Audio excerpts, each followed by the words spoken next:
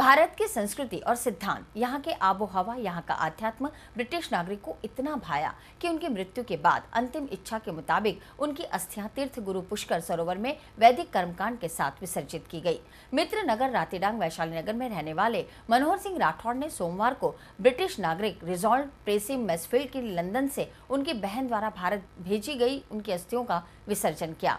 मनोहर सिंह ने बताया कि बरसों तक भारत में यूनिसेफ संस्था से जुड़े रहे मैसफील्ड गरीबों की सेवा करने वाले जिंदा दिल इंसान थे। राठौड़ ने बताया कि एक ब्रिटिश वो थे जिन्होंने भारत में आकर अत्याचार किए। वे एक ब्रिटिश व्यक्ति मैसफील्ड जिनके दिल में दूसरों के लिए दया और प्रेम हर वक्त रहता था। अस्थि विसर्जन के मौके पर मनोहर सिंह की बेटी दक्षिका भी मौजूद थी, जिन्हें मैसफील्ड ने बचपन में अपनी गोद में खिलाया था। पहले ये जो बच्चों की संस्था है यूनिसेफ, उसमें इन्होंने बहुत काम किया था।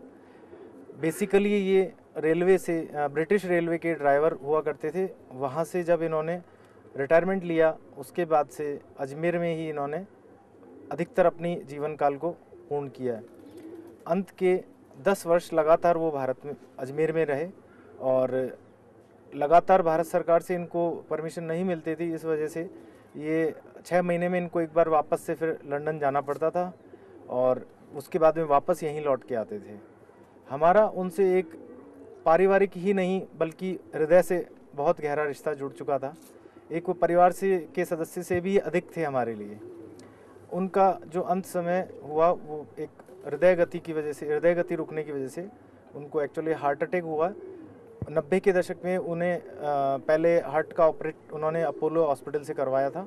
उसके बाद से लगातार वो अपनी बिंदास जिंदा दिली से जीते थे वो, और गरीबों की सेवा करना, किसी भी गरीब का दुख उनसे देखा नहीं जाता था। ऐसे वो बड़े ही जिंदा दिल इंसान थे। उनका ये कहना था कि बिंदास जिएं, अपने जीवन को बिंदास जिएं, किसी को भी दुख पहुंचा के जीना नहीं है।